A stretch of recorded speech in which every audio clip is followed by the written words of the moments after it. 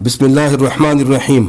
आज मैं आपको अपने साथ बीता हुआ जिन्नात का सच्चा वाक़या सुनाता हूँ। ये वाक़या काफ़ी साल तक मेरे साथ परेशानी की हालत में रहा।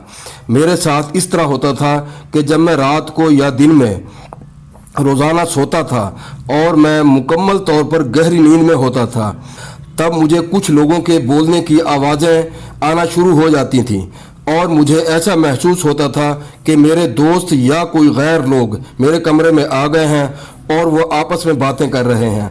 और बाज़ औक़ात ऐसा होता था कि दरवाजे में या रोशनदान में से कुछ चीज़ें अंदर आ रही हैं। उस वक्त मेरी कैफियत जागने वाली हो जाती थी। और बाज़ औक़ात मैं देखता था कि मेरे कमरे में कोई परिंदा या छोटा सा बच्चा अंदर दाखिल हुआ है। कुछ वक्त तो वो जिन्नात आपस में बातें करते थे और मैं सोचता था कि मैं उठने के बाद इन लोगों से, जो कि जानी पहचानी आवाज़ें होती थीं, इनसे मालूम करूँगा कि तुम लोग मेरे कमरे में आए थे। शुरू में जब ये वाक़या मेरे साथ होता था तब मैं सोचता था कि उठकर बैठ जाऊं, लेकिन नींद का गलबा भी होता था, इसलिए मैं ना उठता। फिर इन जिन्नात ने मुझे नुकसान और परेशान करना शुरू कर दिया। ये जिन्नात परेशान इस तरह से करते थे कि मेरे कमरे में आते ही मुझ पर वज़न डाल देते थे। वज़न इतना शदीद होता था कि मैं उठना भी चाहूँ तो ना उठ सकूँ।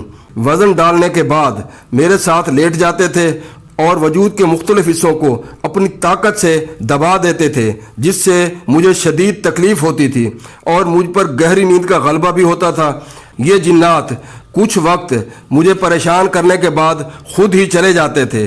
दिन गुजरते गए और जिन्नात ने भी अपना टाइम मुझे परेशान करने के लिए बढ़ा दिया और बाज़ औक़ात एक रात में दो मरतबा आ जाते, जिससे मेरी नींद भी पूरी नहीं होती थी। मैं अपने इलाज के लिए पीर हजरात के पास गया, मुख्तलिफ जगहों पर गया। वो लोग तावीज़ या पानी वगैरह दम करके दे देते थे। मैं इनके कहने के मुताबिक इस्तेमाल करता रहा, लेकिन मुझे कोई फ़ायदा ना हुआ। जैसे जैसे मैं दम कराने के लिए जाता था और वैसे ही इससे ज़्यादा वो मुझे परेशान करते थे। एक रात वो जिन जब मेरे पास आए तो मैं उस वक्त गहरी नींद से बेदार तो हो जाता था, क्योंकि वो आते ही मुझ पर जोर डाल देते थे, जिससे मैं अपना सीने वाला हिस्सा हिला नहीं सकता था। उस रात मेरे जहन में एक बात आई और मैंने आयतल कुर्सी पढ़ना शुरू कर दी, मगर उसका कोई फ़ायदा ना हुआ। उन्होंने और ज़्यादा वज़न डाल दिया। फिर मैंने पहला कलमा पढ़ना शुरू किया। इसके बाद आखिरी 3 सूरतें पढ़ी, लेकिन उसका भी कुछ फ़ायदा ना हुआ। फिर मेरे जहन में आया कि मैं अल्लाह पाक के 99 नाम मुझे ज़ुबानी याद थे। मैंने वो 99 नाम पढ़ने शुरू कर दिए, मगर ये 99 नाम पढ़ने से भी उन्होंने मुझ पर दबाव ज़्यादा डालना शुरू कर दिया। उससे भी मुझको कोई फ़ायदा ना हुआ। फिर मैंने इनको हज़रत सुलेमान अलैहिस्सलाम का वास्ता दिया कि मुझे छोड़ दो, मेरे साथ क्यों इस तरीके से करते हो, मगर उन्होंने किसी किस्म का कोई जवाब ना दिया, उल्टा मुझ पर और ज़्यादा वज़न डाल दिया। मैं बहुत परेशान रहा। एक मर्तबा जब वो जिन मेरे पास आए और काफ़ी देर तक मुझे परेशान किया, तो मेरे दिमाग में एक और बात आई कि इस वक्त जाग तो रहा हूँ, मैं अपनी कुव्वत से उठकर बैठ जाऊँ, लेकिन मेरे सीने पर इतना वज़न था कि मैं उठ ना सका। फिर मैंने अपनी पूरी कुव्वत से अपनी टांगें इकट्ठी की, तो मेरी टांगों की जानिब से वज़न कम था, वो इकट्ठी हो गईं।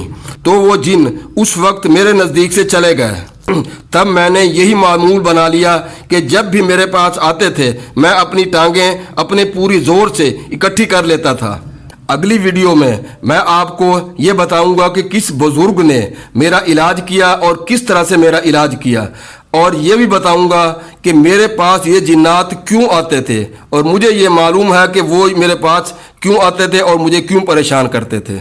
इस तरह के और सच्चे वाक़यात मैं आपकी खिदमत में पेश करूंगा।